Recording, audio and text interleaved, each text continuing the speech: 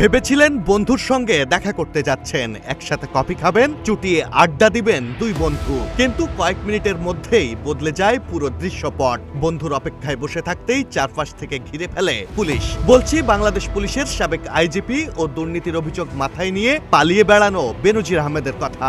Dubai বিমানবন্দর নয়, বরং একটি শপিং মল থেকে বেনজিরকে আটক করা হয়েছে বলে দাবি তার পরিবারের। তাদের অভিযোগ, চট্টগ্রামের এক প্রভাবশালী এমপি ও ব্যবসায়িক সহযোগী ফোন করে তাকে দেখা করার জন্য শপিং মলে ডাকেন, আর সেই ডাকে সাড়া দিয়ে মলে পৌঁছানোর পরই তাকে আটক করে দুবাই পুলিশ। পরিবারের দাবি, স্থানীয় কোনো মামলায় নয়, বরং বাংলাদেশ পুলিশের আবেদন ও ইন্টারপোলের রেড নোটিশের কারণেই তাকে আটক করা হয়েছে। ধরিয়ে দেওয়া বেনজিরের সেই এমপি বন্ধুর ঘনিষ্ঠরা সে সময় ঘটনাস্থলেই উপস্থিত ছিলেন, যদিও সেসব অভিযোগের সত্যতা কিংবা স্বাধীনভাবে যাচাই করা সম্ভব হয়নি। এদিকে বাংলাদেশ পুলিশ নিশ্চিত করেছে বেনজির আহমদ বর্তমানে দুবাই পুলিশের হেফাজতে রয়েছেন।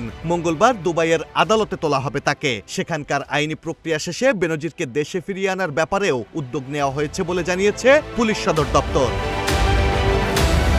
এখন সবচেয়ে গুরুত্বপূর্ণ প্রশ্ন, মঙ্গলবার কি হতে যাচ্ছে দুবাইয়ের আদালতে? বেনজির কি জামিন পাবেন নাকি কারাগারেই পাঠানো হবে তাকে? আর বাংলাদেশ কি দ্রুত ফিরিয়ে আনতে পারবে বেনজিরকে? এসব প্রশ্নে এখন উত্তাল দেশের রাজনৈতিক অঙ্গন। বিশেষজ্ঞদের মতে শুধু রেড নোটিশ থাকলেই প্রত্যাপন হয় না। আদালতের সিদ্ধান্ত, মামলার নথি এবং দুদেশের আইনি প্রক্রিয়ার উপর নির্ভর করছে বেনজিরকে দেশে ফেরানোর বিষয়টি।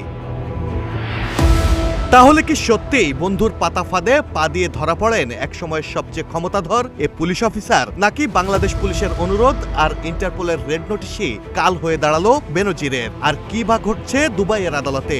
জামিন নাকি কারাগার? কি লেখা আছে বেনজিরের কপালে? পুরো দেশের নজর এখন সেদিকেই।